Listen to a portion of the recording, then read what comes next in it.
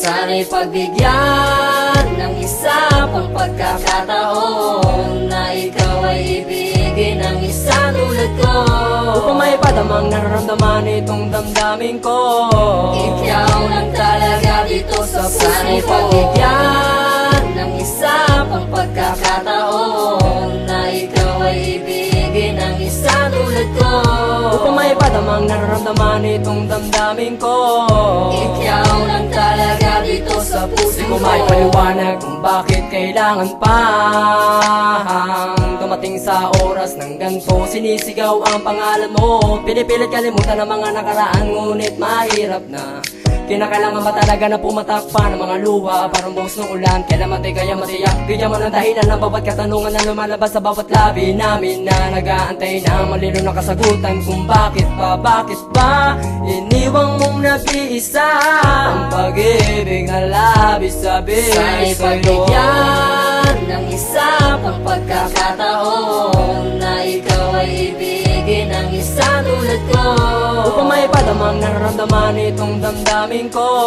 Ikaw lang talaga dito sa puso ko. Sana'y pagbigyan ng isa pang pagkakataon na ikaw ay ibigin ng isa tulad ko, upang maipadamang nararamdaman itong damdamin ko.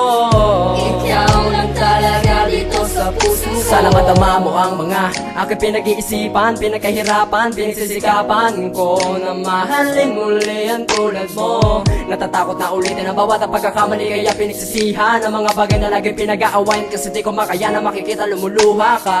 Sana malaman mo na di ko kakayanin pang mawalay ka sa piling ko.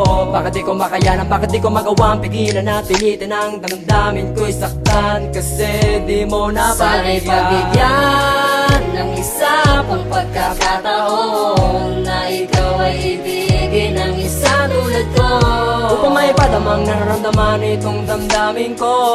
Ikaw lang talaga dito sa puso ko. Sana'y pagbigyan ng isa pang pagkakataon na ikaw ay ibigin ng isa tulad ko, Upang maipadamang nararamdaman itong damdamin ko.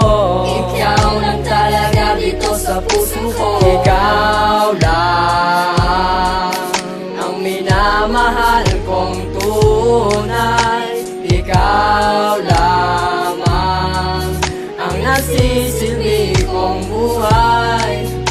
Ikaw lang ang minamahal kong tunay.